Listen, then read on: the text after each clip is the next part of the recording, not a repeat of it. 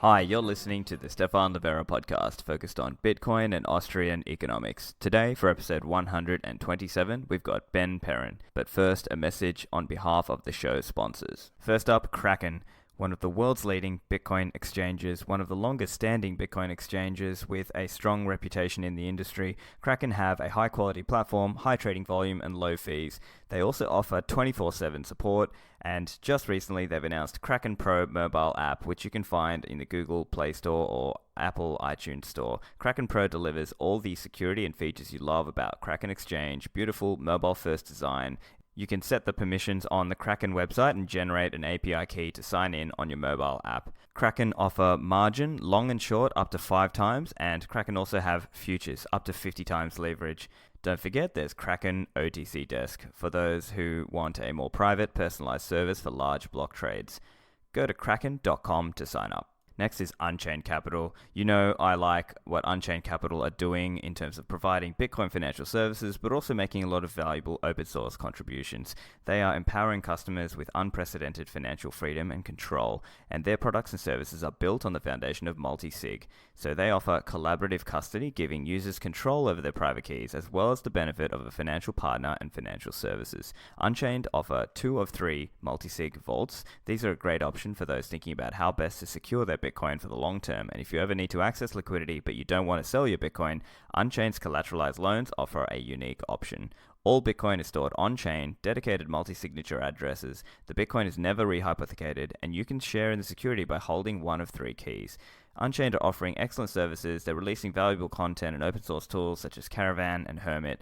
So I think you'll enjoy partnering with them as well. So learn more at unchained-capital.com. Check out givebitcoin.io. Just recently went live. It's the easiest and safest way to get your friends and family into Bitcoin. Take it from me. I've given Bitcoin to people before and they lost it. They just didn't know what they were receiving. So Give Bitcoin can help change that equation because you can give, you time lock, and you educate. And you can time lock that between 1 to 5 years. And in terms of education, Give Bitcoin is delivering a lesson from a world-class curriculum. It's put together with input from many well-known Bitcoiners such as Safedine, Matt Odell, Jan Pritzker, and others. I'm also an advisor with a small equity stake assisting with the curriculum. And it's Christmas coming up, so you can give and also get Bitcoin as a present. So put Bitcoin on your wish list at givebitcoin.io. I really think givebitcoin.io can have a positive impact on Bitcoin adoption and understanding, so I'm excited to have them as a sponsor. Last but not least, CipherSafe. They are producing the Cypher Wheel product. Are you keeping your Bitcoin seed backed up? Is it done in a way that's fireproof, waterproof, rust-proof, pet-proof, tamper-evident? If not, look into Cypher Wheel. It's in the pre-order stage right now. It's a new product. It comes in a wheel shape and it masks the words of your actual seed unless you open the tamper-evident seal. So make sure your seed is backed up to help you in case your paper seed gets waterlogged or tampered or goes up in a fire. Make sure your loved ones have access to your Bitcoins if an accident occurs. So go and check out the website, cyphersafe.io. So today my guest is Ben Perrin. He's best known as the host of BTC Sessions, a YouTube channel talking about Bitcoin and educating new Bitcoiners. So in this discussion, I chat with Ben about how he got into Bitcoin and taking some of the insights from his prior career as a dance teacher and helping beginners avoid common errors. And we talk about Bitcoin tools and wallets, running Bitcoin nodes and comparisons of some of the node products. And finally with an update on Bull Bitcoin and 21X. Here's the interview. Ben, welcome to the show. Thank you so much for having me.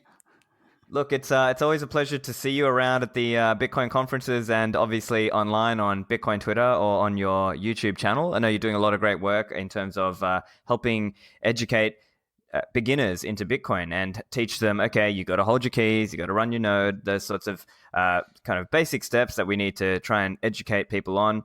I'd love to hear a bit more about your story. How did you get into Bitcoin and how did you get into the whole YouTube thing? Yeah. So I started hearing a bit about Bitcoin in 2013. The headlines as it started its parabolic rise from the last mania. And every time I saw it, I was like, oh, I missed the boat. It was $10. Now it's $100. No. Oh, it's 1,000. Too late. Oh, no. Yeah, exactly.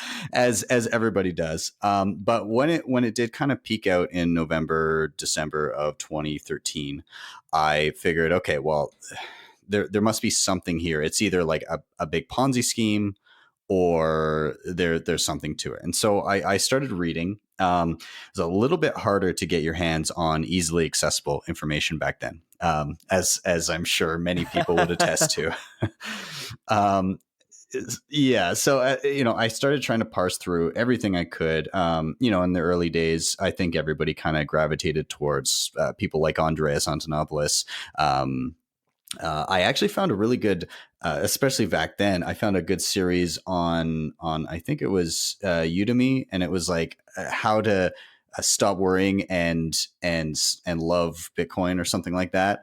And it had like a multi-part 45-minute each series on how Bitcoin worked and what could go wrong potentially. And so I probably spent about 3 months diving into everything, trying to digest as much as possible. And, I understood it as deeply as I could at the time. Looking back, I really knew nothing, but I was confident enough to dabble and start. Okay, maybe I'll buy $50 and see what happens. And so, my first purchase was from a local Canadian site. It was called like Quick BT, and you could buy it with debit, and it gets sent to a wallet. I had to download Bitcoin QT on my laptop, and took like 2 days to load up. And yeah, so it was a process. And when I finally made my first purchase, the next day Mt. Gox collapsed. Perfect timing. Yeah. And, the messages, because I had started talking about it to my friends, and like the messages from some of my friends, I hope you didn't buy any of this trash. And, my Facebook feed was littered with headlines, and, so, but I was lucky enough that I had taken those 2-3 months to actually read enough to understand the difference between the currency collapsing and just a poorly run business. And so I was kind of insulated from that. So like the asymmetric information, I suppose. And so I continued, and I always said to myself, well, if the principles that I got into this for were compromised, then I would step away. But if nothing has changed, then it seemed to be just Bitcoin being Bitcoin and the markets being the markets. And so I bought the 2-year-long dip. Is what I did. But over a couple years, I kind of came to see that education was a spot that could be worked on. And so in 2016, I started a YouTube channel called BTC Sessions.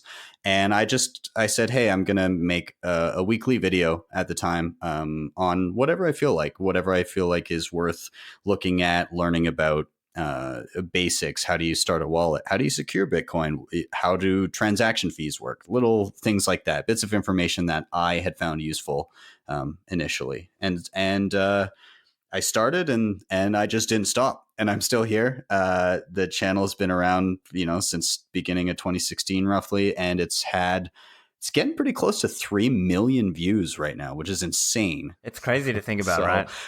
How many subscribers do you have now? Over 31,000. So, and then there's, the transients that come in and out and watch, but don't subscribe. So, I'm wagging my finger at you guys. Hit that subscribe button. See, and that's the thing as well. Like, I'm always trying to drive people towards who I think are good, solid people in the space, right? If it's YouTube, then I'm trying to drive them to you. If it's podcasts, obviously I tell them about my podcast or Tales from the Crypt or Noted, right? Yeah. Because there's a lot of charlatans, right? And especially on YouTube, you got all these like crypto pumpy moon Lambo boys, right?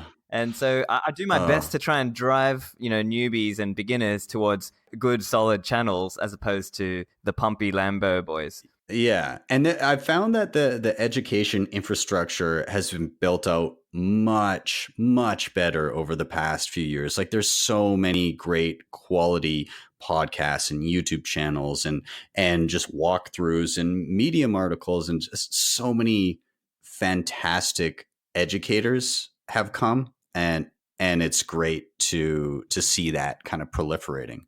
Right. And the thing is, there's always common beginner mistakes, right? So shitcoining, right? That's a common one, right? So I'll try and get a beginner in, and then at some point they will start asking those questions around, do you only buy Bitcoin or do you have some of these other coins? And then at that point, you've got to sort of take them down that rabbit hole. How do you approach that? It's a tough one, and I've tried to tackle it. It's really difficult to paint with broad strokes and say this will work for everybody, because obviously everybody gets into Bitcoin for different reasons.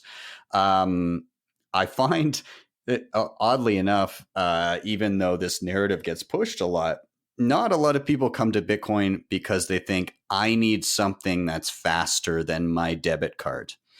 Um, so, again, I tend to ask, well, what interested you about Bitcoin? What did you see that you thought, wow, this changes a lot? And a lot of the time, it's either the sound money aspect of it or the censorship resistance, or kind of like the, sticking it to central banks, an option outside of your local currency. A lot of those narratives are what sparks people's interest. And so when I say, well, then why are you looking at whatever coin, this coin? They say, well, it's even faster. I'm like, well, was speed what you came for? Was that what really drew you in? Because I mean, if you tap your debit card and you're going, oh my God, this is incredible, then wonderful. But things, I think we've come to learn what Bitcoin's strengths are at its base layer, and what kind of those hard promises of monetary sovereignty, why people value it. And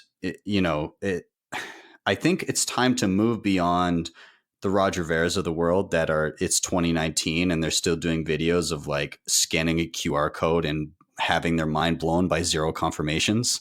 Like it's time to dive a little deeper. And I'm not saying that necessarily for brand new people. Yes, sure, show them a Lightning transaction, because it's cool. It's cool to see initially, but I think drawing their eyes to the important aspects of why Bitcoin was necessary in the first place. So I did a Medium article at some point this year, quite a bit earlier in the year, and I called it "My Path to Bitcoin Maximalism." I read that one. That was a great one. Yeah. So it was more to outline kind of the ethos, or at least the things that drew me to Bitcoin, and why I started with Bitcoin, and then obviously you get started and there's the inevitable skew into shitcoinery, as everybody dabbles in certain amounts, I imagine, whether it's looking or holding or trading or whatever. But then obviously the more I learned, it actually drew me back. So I wanted to draw this thing out and kind of point to the fact that Bitcoin maximalism is not closed-mindedness. It's actually, the more I educated myself, the more my focus came back to Bitcoin and realized that all of these other coins are in some way not checking a particular box. And so, yeah, I think that's important. And so I kind of drew out those arguments in that Medium article. The Crypto Economy did a reading of it. So if anybody's not down to read a long Medium article, you can always audio that. Yeah, that's great. And that reminds me a little bit of my earlier chat with Matt Odell, where he spoke about how a lot of shitcoins market themselves by not telling you about a certain trade-off that they have made, right? Somewhere along the way, they made a deal with the devil, right? And they did something in some way that impinges on its centralization and so on. So I think that's something that you're speaking to there as well. Yeah, I mean, there's a lot about it. So a lot of these projects pride themselves on being able to make quick changes in the name of innovation. But really, if you think about it, Bitcoin is built upon hard promises of sound money, of immutability and censorship resistance. And when you can turn on a dime to change the base layer protocol and change those hard promises, then those hard promises are worth absolutely nothing.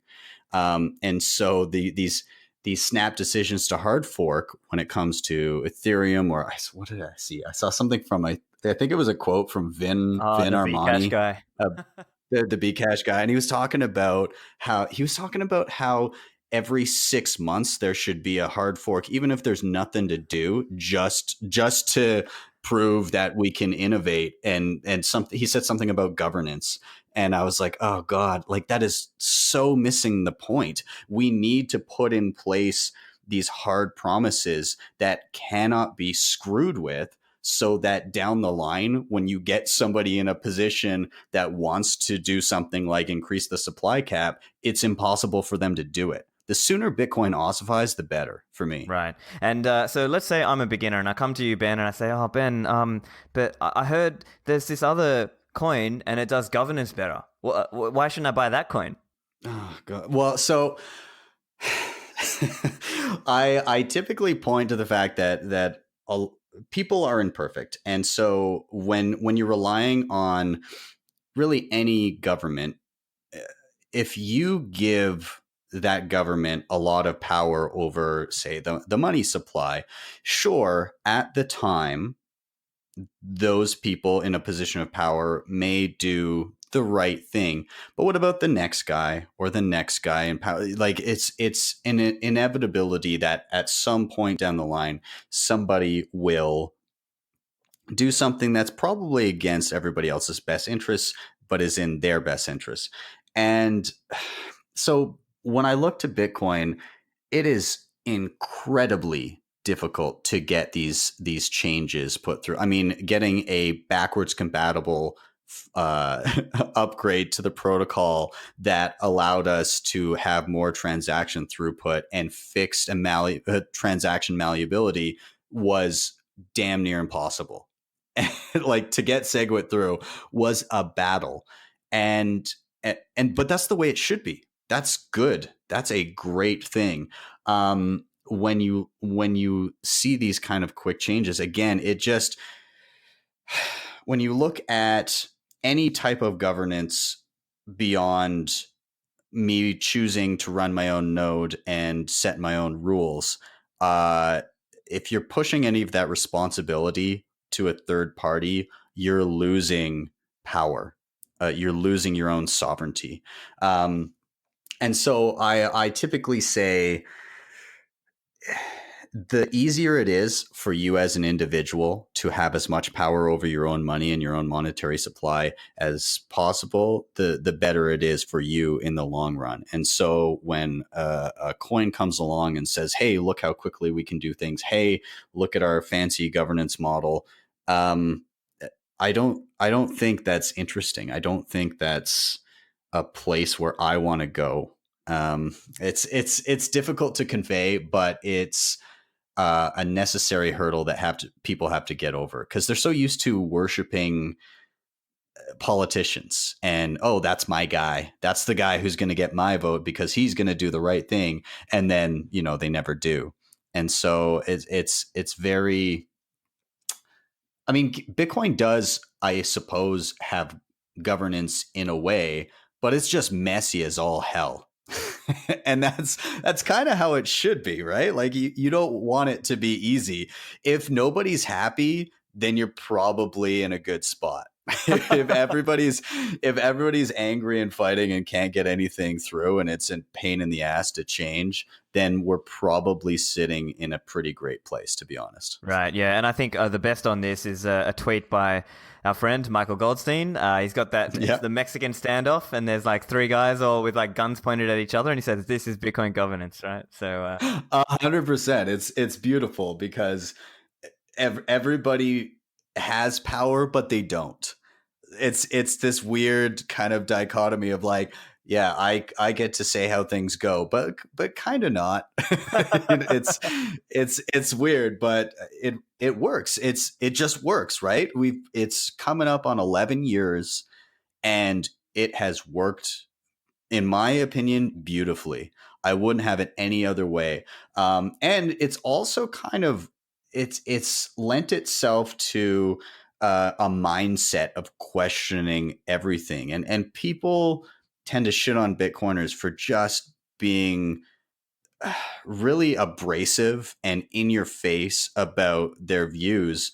You see the back and forth with like Wasabi and Samurai. You see teams attacking each other and calling each other out. My boss Francis at Bull Bitcoin is no stranger to just shit talking all over Twitter. But it's kind of a beautiful thing in its own right, because as much as people get stressed out because of it, it solidifies the hell out of what Bitcoin is, and it's just this bullshit averse group of people that will stop at nothing to make sure shit is fair, and I love it. Yeah, right. Yeah, everyone's calling each other out to try and look, again, people have their own interests in it as well, right? People have products to sell and so on, but at the same time, people try to keep each other honest. Another topic that I think is common for beginners, and I get this often, is people who come to me saying, "Oh man, it's like it's dropping a bit. I want to wait a bit to buy some," or or trying to get into the whole trading game, right? What's your view on that, and how do you explain that when a beginner comes to you and says, "Oh Ben, I want to wait for it to come cheaper before I buy any"? Well, so a lot of those people, they come to me and they spout the, buy low, sell high. Everybody knows what they should do. Nobody does what they, what they I guess technically should do. And so a lot of the time when people come to me and they say, "When's a good time to buy?" I'm like, "Okay, so what got your interest? What why are you asking me about this now?" And a lot of the time the answer will be, "Well, I saw the price go up." I'm like, "Okay, so you're looking at it now, you're looking to buy because the price is appreciating. And so what do you think you're going to do if you buy only because the price has gone up? What do you think you're going to do when the price goes down? You are going to sell. If the only reason you bought is because the price is going up, you're going to sell when the price goes down." So I typically say, your level of investment, or how much capital you allocate to something like Bitcoin, should more or less directly reflect your knowledge of the underlying asset.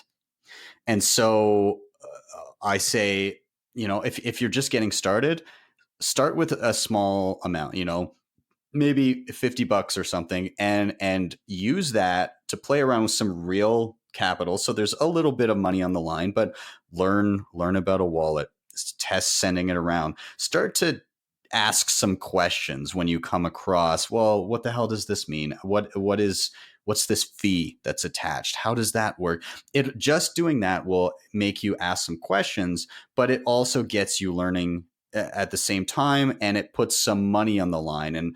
And I try to get people actively learning with a minimum amount of money into it, before they start diving in. And then I say, okay, if you feel like you've learned something and you feel like you start to understand, maybe every time you have like an epiphany, maybe start to allocate a little bit more, that if you're comfortable. But take your time, and I think it's a huge inverse to what people hear when they start shitcoining, right?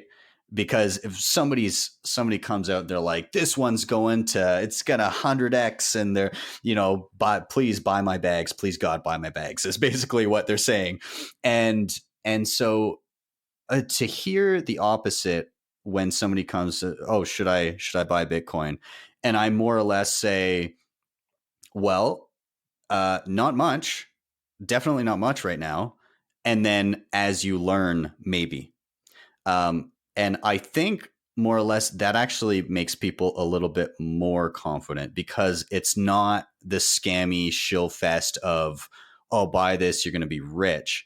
It's more the, let's take a reasonable approach and actually learn. And I'm always confident that in doing that, people will be more convinced than saying, "Oh yeah, buy a ton because it's probably going to go up." Like that's what people want to hear, but that's not what I'm going to tell them. I'm going to say, "Well, what do you think?" Or like, "Why do you think this is important?" And I want them to ask me the questions of, why is this not a scam? Why won't it disappear? Why won't my wallet go missing tomorrow? Why won't somebody just steal this So I want to hear those questions, and I want to guide people towards those kind of tentpole moments where they suddenly realize why somebody can't just go and change the ledger and change their balance. And I want them to have those epiphanies on their own accord, but I want to lead them in that direction. Right, yeah. And so let's talk through your process with a beginner then. So, what are some typical tools that you might recommend? Are there any wallets that you like to tell them about? Phone ones, hardware ones? Where do you start? Mm-hmm. So I put together a little blog post with a ton of tutorial videos that I've done. Now it's kind of geared towards, I suppose, Canadians because some like the buying and selling videos I can only work with stuff that's available in my country. But so I tend to funnel people towards right now Blockstream Green. I like that as a mobile wallet. It's pretty simple to operate as far as a regular wallet goes, but it also has some of the advanced features for down the line. Like you can connect it to your own node very simply, and so you're running it trustlessly. But I'm not getting an individual to do that 2 seconds out the gate from learning what Bitcoin is. Now, one of the, yeah, so I guess I'll start with that. Blockstream Green, I like to drive people towards Cold Card as a storage hardware wallet solution. But I'm also a realist, and I know that a brand new beginner is not necessarily gonna understand UTXO management. That's not something that it took me years to even know that Bitcoin wasn't just sitting as a balance in your Right. wallet, It's but not it an was account. actually, Yeah. yeah, it's not an account. It's there's UTXOs, bits, tiny pieces of Bitcoin that still remain separate until they are combined into a transaction. So a lot of users aren't going to understand that, and so I suppose my tactic tends to be incremental wins. And what I mean, and people are probably not going to like this initial thought, but stick with me. People shit all over any sort of custodial solution, and so do I. But as a demo, sometimes I will utilize that as that initial wow factor of, oh, that worked quick. So you get something like a Blue Wallet or a Wallet of Satoshi, where it's like a Lightning custodial, and they tap a button and there's a wallet there, and then I send them 100 Satoshis and it pops up in half a second, and they go, oh, that was easier than I thought. And the difference there is that the initial sit down time to get them slightly interested was way less than, okay, so we're going to write down this 24-word seed, and then we're going to practice a backup, and then we're going to send a transaction, and we're going to wait on a confirmation so that you can then send back. And so it gets me in the door. And that allows me to then have the conversation of, so this is a custodial wallet, and not as good for financial sovereignty or whatever kind of angle I want to take with it, but it's better to do it trustlessly on your own. And then I can go down that segue of, well, why is that bad? Well, bank accounts can shut your accounts, and just kind of drawing those comparisons. So I like to go for those incremental wins. Okay, great. You used a custodial wallet. What does it mean to hold your own keys? And then they go, oh, so like I actually have power over my money when I do this.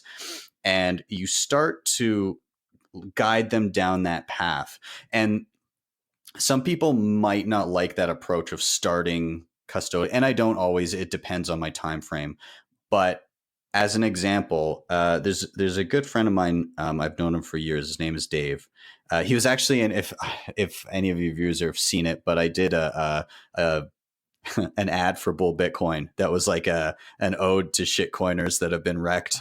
And it's like it's a bunch of like homeless looking dudes in the streets like holding signs after they've like lost their money on like Bcash and Ethereum and Ripple. And so he's the guy in the ad that's the Ethereum guy. So Right. so if you search up that Bull Bitcoin thing, you'll see him. But anyways, so he was one of my biggest skeptics. He's one of the guys that emailed me after Mt. Gox collapsed and was like, "I hope you didn't buy any of this shit."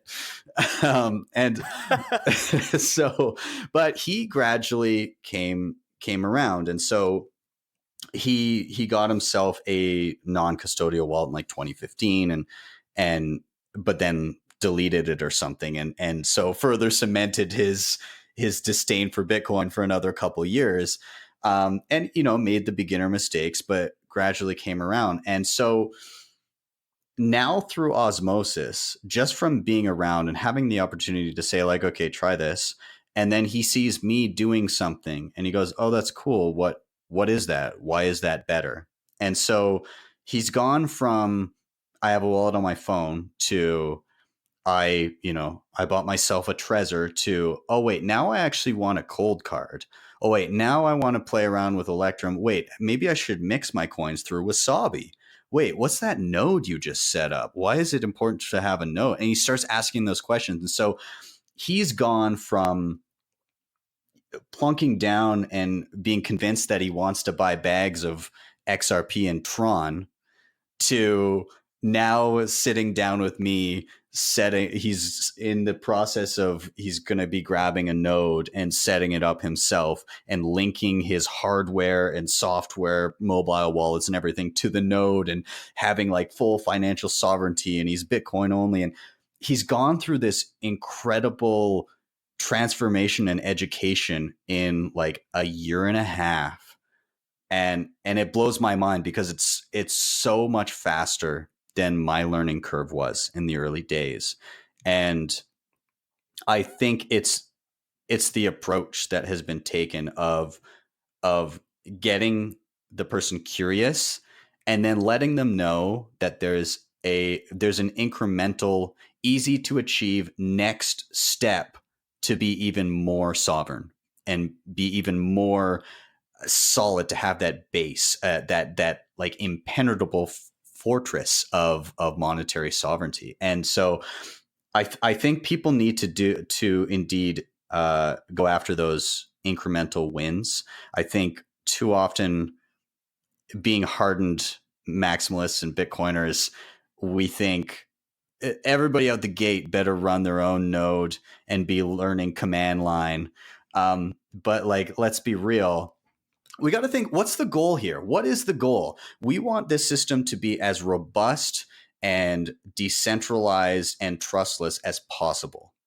And how do we get there? If a newcomer comes in and you go over and you're like, you idiot, you have to run a node. And like, if we're out the gate with that, we've already lost that person, because they're just going to go grab a custodial wallet right away and never stray away because we've just inundated them with too much initially.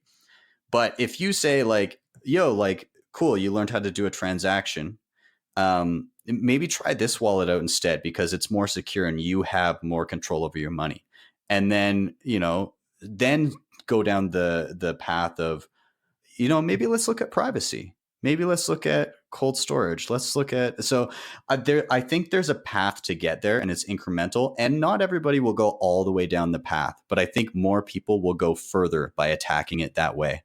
Yeah, that's a great way to think of it. I think the incremental approach is definitely a good one. I've in the past had difficulty where I would just sort of give a few pointers, but I wouldn't like actively work with them and actively step them down that journey. Whereas nowadays, that is what I'll do. If I'm working with someone, I'll actively say, hey, where are you at now? Okay, next step, here you go. Let's get you on a cold card. Or hey, next step, let's get you on a node.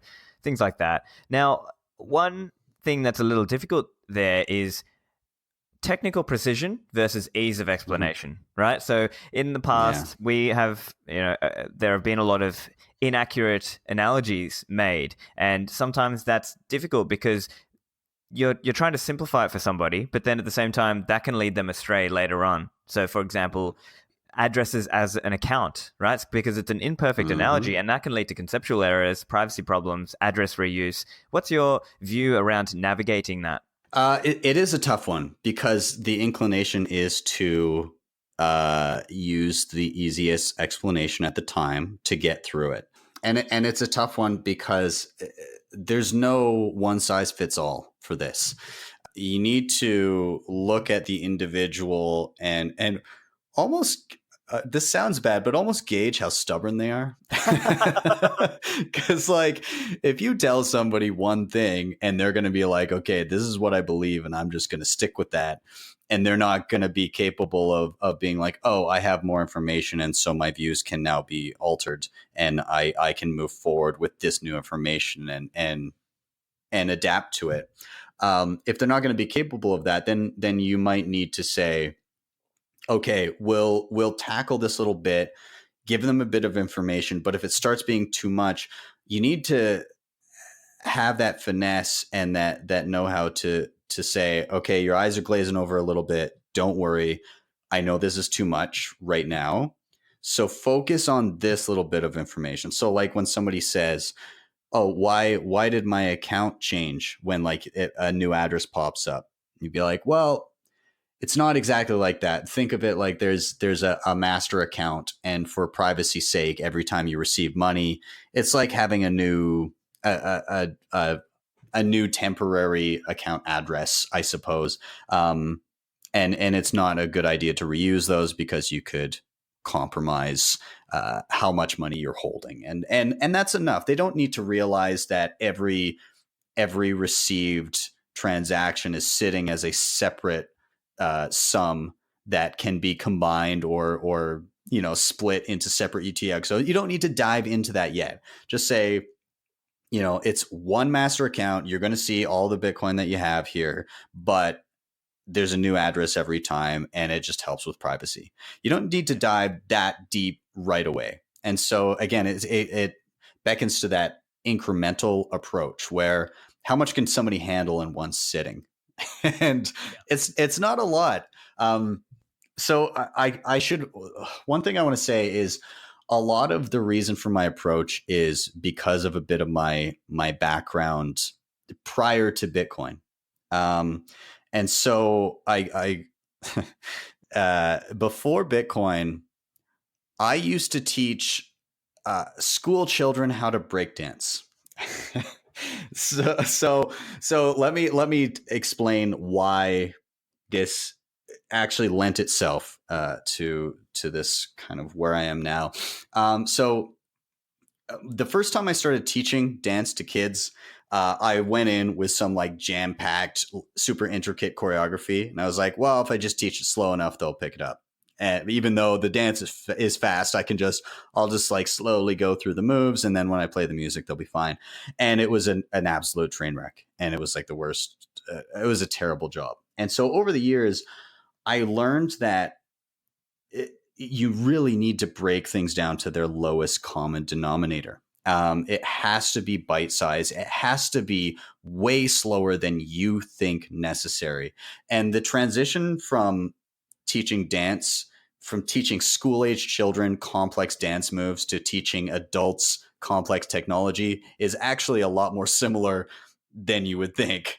Because as long as you have an understanding of what's underneath and you have an understanding of people's thought process and what they can handle in a single sitting and what you have realistic goals of what you want to accomplish, you'll have a much better time making progress than if you just try to blow through it all in one sitting. And I think not enough Bitcoiners realize this. So start small, start easy, start incremental. And that's kind of what has guided my way of explanation. Right. Yeah, I love that approach, and I think there's definitely a lot of parallels there. One and other kind of related idea is sometimes in Bitcoin there are what we might think of as application level controls versus more Bitcoin and cryptography, right? So the app might have a pin on it, but that's not necessarily related to the underlying 24-word seed and passphrase, right? And for a beginner, again, that can be super difficult, right? Because they think, oh, I just remembered my pin, that's all I need, right? But it's like, no, actually, you need your passphrase and the seed to have the backup. So how do you navigate that? Yeah, I mean, you could say, I mean, I guess there's a few different ways you can analyze it. You can say that obviously your 24 word or 12 word seed is kind of like the master key to your, and I know people don't like the word account, but I always allude to that because it's something that people are familiar with. So I say, well, this is the key to your account, your more or less your account, even though it's not an account with a company or anything. Just imagine there's like this giant safety deposit box in the sky. And this is your key to the account. So you need this. It's just like a key. You can create a copy of it. But if you only have one copy of this key and you lose it, nobody else is going to be able to get into your account, including yourself, ever again. When there's a PIN number, in addition to that, I could say like, well, that's the PIN number just to get in the door to get access the safety deposit box on your phone. But again, it's just, I think it's easy to separate out the PIN number for the app versus the actual, the actual 12-word phrase. I've never had too much of an issue with that. I just say, well, if somebody gets your phone and you don't want them to get into your app very easily, you put a PIN on it, right? That's the security there. But if somebody has your passphrase, they can still sweep your account. They don't need the PIN number. That's kind of universal. And I can, when people start asking about, well, what, I don't understand, this app holds my money. It doesn't. It's more like a browser. There's Chrome, there's Firefox. A browser gives you access to the internet. This application is one option of many to give you access to the Bitcoin network. And so when I start to explain it like that, it tends to be a little bit clearer. But you got to attack it from whatever the problem the person is having. Yeah, no, I love that. That's great advice. And you mentioned this earlier, but there's this question around whether beginners to Bitcoin will be brought in via Lightning, just directly into Lightning, or whether they come into Bitcoin. Now, there's a couple of different things to think about here, because obviously if you're bringing up Lightning, now you've got to think about channel management, submarine swapping, inbound liquidity. Are you running it off your own node? I mean, there's all these things that you could explore. So what's your view about getting somebody into Lightning straight away or into just standard on-chain Bitcoin transactions? Uh, it depends on our timeline. Like at the time of recording this, I think both are probably fine. Lightning would have the wow factor of it's instantly there and instantly spendable. So if you just want that cheap thrill that sometimes lights up the eyes of a newcomer, then yeah, that's wonderful. That's great. But right now, a regular Bitcoin wallet that is a full, you have your backup phrase and everything and its main chain, I think that's fine right now. We will hit a point where it's not. And then we've got to consider what's the onboarding method. Now, there are some great non-custodial Lightning wallets on mobile. So one awesome one, and TFTC, Matt Odell, did a video on this one, Breeze, Breez. So it's non-custodial. It goes through Neutrino. So you're actually running a Lightning node on your phone. But they also give you inbound liquidity right away. Now, I don't know how scalable that is, but while they're still doing that, that's a great solution. And hopefully more solutions like that will pop up. So it's instantly usable and you get inbound liquidity, but it's non-custodial. I'd love to see a lot of that popping up. So then if there's not those options, if that's not scalable, then for onboarding newcomers, we've got to start to look at the realistic picture of how do we get these people started? Do we get a newcomer in and in an instance where channel management hasn't been abstracted away? Is that realistic to start with? Especially if on-chain is too expensive for quick demo transactions. Because the last thing we want to do is demo with shitcoins because, you know, because they don't have as much they don't have as much on-chain traffic, and so the fees are still cheap. We don't want to set that precedent for onboarding people for demos, because it's you're going to drive that person towards shitcoins when you're just trying to get a quick demo in. So what's the trade-off? Do you do a demo with Litecoin, or do you do a demo with a custodial Lightning wallet?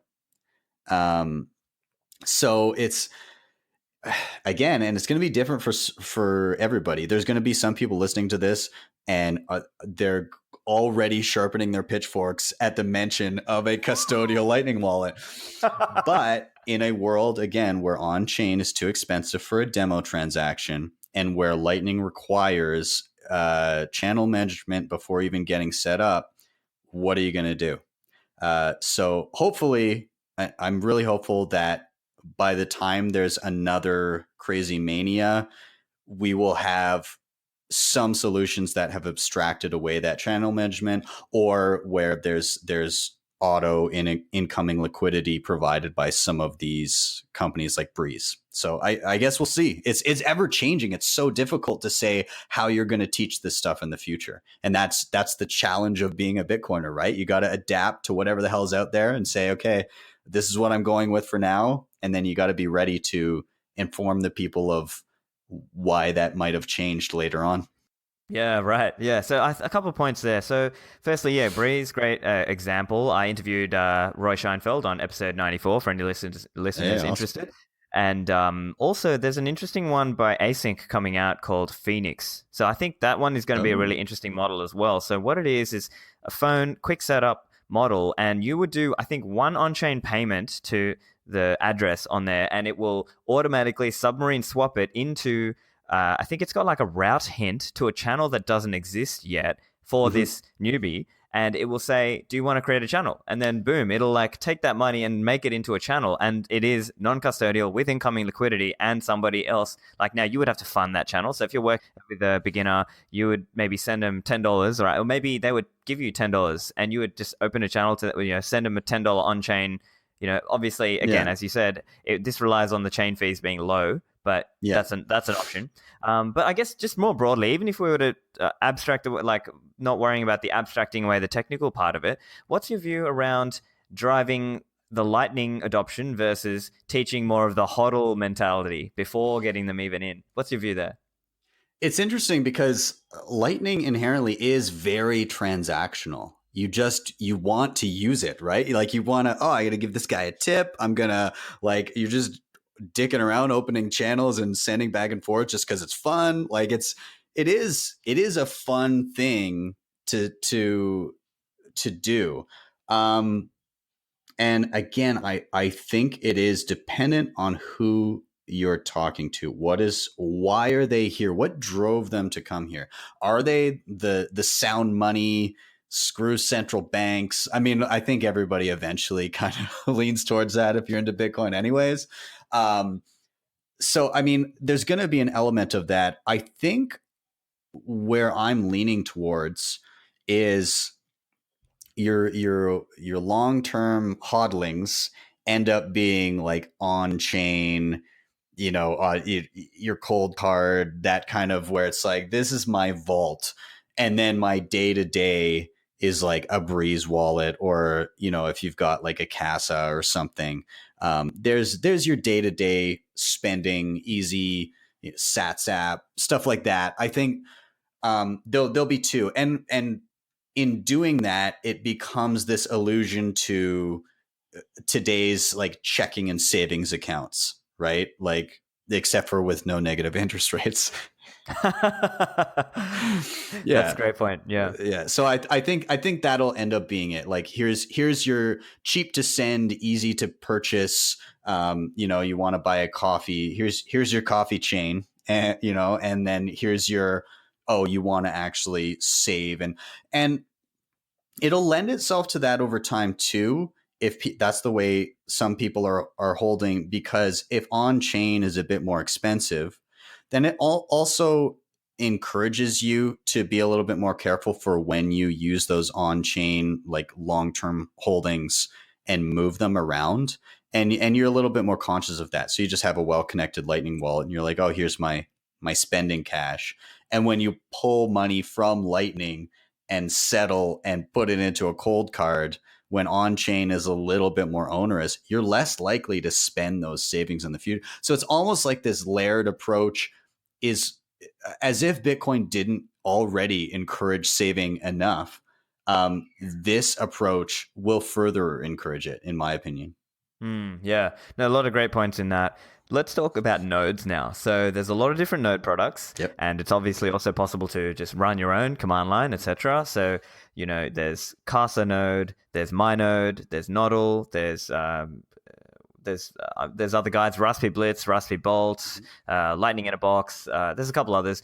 What's your view? What are you using for yourself? And what's your experience been like with teaching a beginner how to run the node? Yeah. So when I first jumped into Bitcoin, I had to download Qt. It was at the time when Apple had banned all Bitcoin wallets from the App Store. So I had an iPhone. So I was like, well, it looks like I'm running Bitcoin on my computer. And Qt was like what you did, I suppose. Electrum seemed scary to me at the time. So, and that, that synced the entire blockchain. I didn't even know I was running a like I didn't understand what was happening at the time. Now, I have a Casa that I use. I have the Sats app set up. I took off the autopilot on the channel management and manually set up some channels myself. But then more recently, I also downloaded MyNode, and I've been playing around with that. Damn, that is some impressive shit for like it's free software. So like I bought a Raspberry Pi 4, and just like a 1 terabyte drive, and I got I got these beautiful clear cases for them and everything. They're purring behind me as we speak, and yeah, so I set those up, downloaded the software, and it was actually I did a tweet on it and said all the things. I was like, oh, I downloaded this and I connected my Electrum and booted up an Electrum server, and I connected my whatever my Blockstream Green to my node. So I did this whole description, and then I think it was Alex Miller, the guy who originally did the "Don't buy Bitcoin because it's going to crash" video, which was like some viral, like making fun of people saying that it's always going to crash because it keeps on crashing up. He commented, he was like, "Really? Is it that easy?" Because it was this like ridiculous, long, complicated tweet. So it sounds more complicated than it was, but really it was a fun, easy project, honestly, for those that dive in. And I appreciate them for what they are separately. Like Casa is such a breeze when it comes to somebody that gets to the point where I have my own wallet, I have my own hardware wallet, and I want to play with Lightning, but I'm curious and I want to get my toes wet. Casa's fantastic for that because it's not scary. It's so not scary. You plug it in and then you go to like casa-node.local on your web browser, and it's just there and it's just working, and you can autopilot things, and it's pretty seamless. Like it's not a difficult thing to wrap your head around. And what they're doing is it's really beautiful for those, like I said, those incremental steps. And that's kind of what it was for me too. Like it was, oh, I'm going to get some hardware, some dedicated hardware. And Casa was just like this beautiful step. But then I'm a curious guy. I like to play around. So the MyNode thing, I'm pretty blown away by it. Like it has everything. Like, so it, downloads an entire copy of the blockchain. It has like a quick sync function as well, so that you can get started before the blockchain is completely finished downloading. It runs a Lightning node. You have Ride the Lightning, L&D hub. You can run an Electrum server, which means you have your own block explorer. And a lot of people don't realize like how much information you could leak just by going to a block explorer on the web and looking up a transaction. But like you're leaking your IP address, and then you're looking up a specific transaction. And if you're looking up other transactions that are linked to that address, then somebody might get a pretty good picture of all of the Bitcoin that you own. And so having just so many things built in, and they just added, I think they just added BTC Pay server. Oh, they're going to. So they've added Docker, and I think Taylor is trying to do it in a sequential or incremental approach. So first get Docker, and then he's going to look at some of these things that require Docker, such as BTC Pay Server and also Dojo by Samurai Wallet. Which is, again, like this one-stop shop for all of these things. And the dashboard is so nice and compartmentalized, and you can go in and play around with settings. And it's great. And until you see that in front of you, you don't realize like this incredible software stack. You don't realize how much of that responsibility you were pushing to third parties, how much of that information was just being routed through other people. And it's like this liberating feeling of, this is me now. I am doing this. And I mean, you can dive even further. Like you can, you can be running everything like something like a Raspberry Blitz, and you're like doing command line, and I'm starting to learn a bit of Linux. And for me, it was like the next incremental step, and learning some command line and Linux is kind of my next step. And it's beautiful. So like there's like you were saying, there's a ton of options out there. The Nodl guys are great. I got to meet them in Riga, and they're doing amazing things. I love that they're incorporating like the dojo stuff. So there's no shortage of either plug and play or DIY solutions for running a node. And honestly, if you're listening to this right now and you feel like you've gotten to that cusp of you're totally comfortable with your non-custodial Bitcoin wallet, you have a hardware wallet, and you feel like you've kind of stagnated with where you've been learning, run a damn node. Like just grab whatever, pick any of these projects. If you're really timid, get a Casa, and they basically handhold you through everything. And there's like a great team there that can, Brian, God, I'm forgetting his name. Lockhart. Brian Lockhart. Yeah, he's awesome. He's super awesome. And like you give him a shout out on Twitter, and he'll point you in the right direction. But there's a lot of great guys there that will help you along. And like the dude, God, I'm forgetting, but my node, Taylor. Again, he's awesome, and he's done this. Like it's free to download. Like he has like an extra thing that you can subscribe to get some additional features.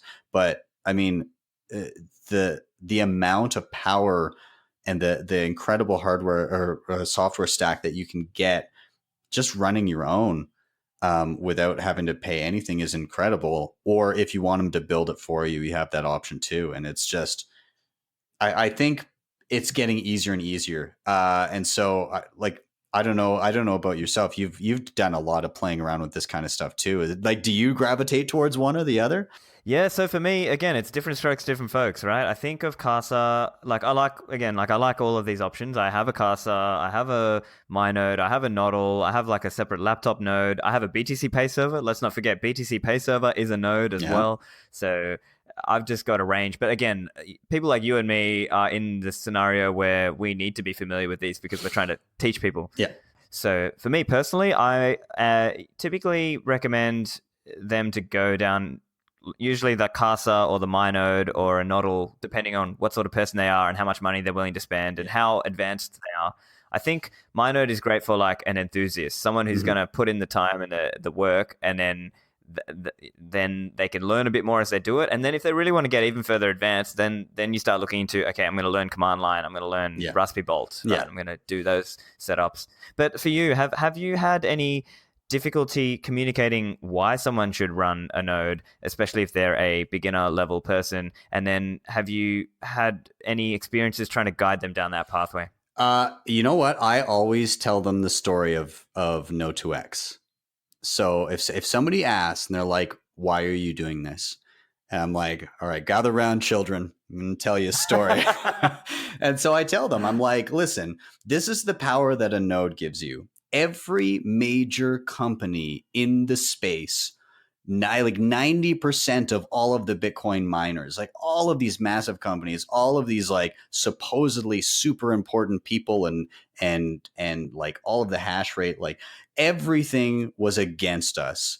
And everybody came together and said, hey, here's what we're going to do. We're going to fork Bitcoin. We're going to change it. We're going to change the underlying rules, which was like a direct compromise of like the hard promises that we had been banking on. And we're going to install our own group of developers that will take the project in whatever direction we please, which could be to your benefit or could not be. We'll see.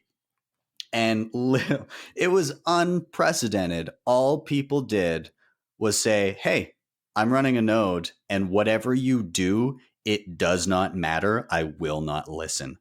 It's like this intolerant minority changed the course of the most important technology that will hit in our lifetimes. And that kind of power is it was the single most bullish moment in all of Bitcoin that I've seen so far.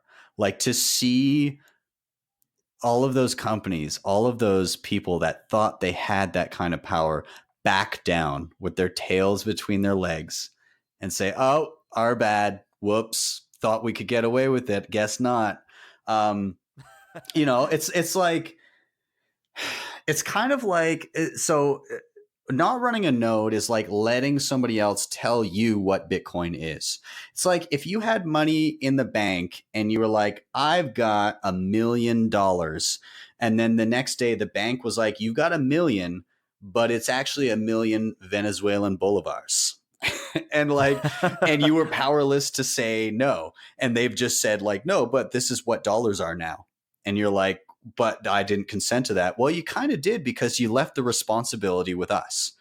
And so by running your own node, you're saying, this is what Bitcoin is, and I'm not going to budge and nobody can tell me different. And a lot of people, they allude to it like voting, but it's not really voting. It's like if you voted in an election and no matter who won, you still got to go by the policies of the person you voted for. I like that. That's a good analogy. Yeah. Yeah, sometimes you need stories and things to help motivate people, things for people as well. So look, we're coming to sort of roughly the end of time, but I just wanted to get a quick update from you. What's the latest with Bull Bitcoin and 21X as well? Yeah. So, Bull Bitcoin chugging away like mad. So those unfamiliar, it's up here in Canada, basically an online broker where you can buy, sell Bitcoin or spend Bitcoin on Canadian bills, things like that. We just launched a product called Bull Bitcoin Prime, and that's for like people that are buying more than $25,000 worth of Bitcoin. It's like a personally tailored service where you make a purchase and you have somebody like hold your hand all along the way. You get like preferential settlement. There's a help with dollar cost averaging. So a lot of great things there.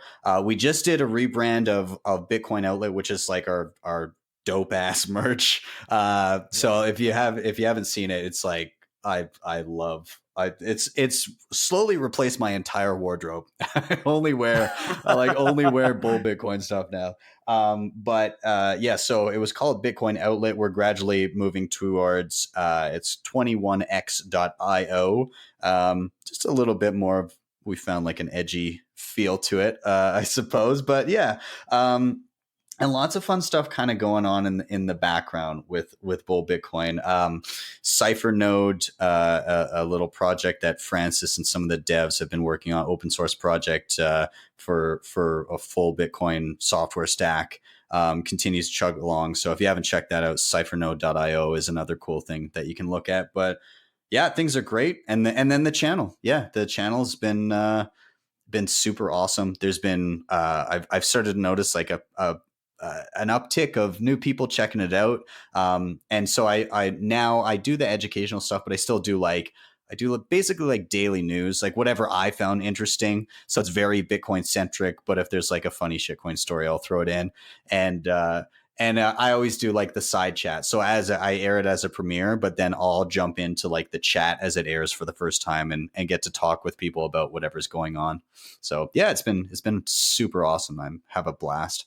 Fantastic, man. Well, look, we'll put all the links in the show notes. And look, thank you very much for joining me today, Ben. Yeah, thanks so much for having me, man. Hope you enjoyed that discussion on helping newcomers learn more about Bitcoin.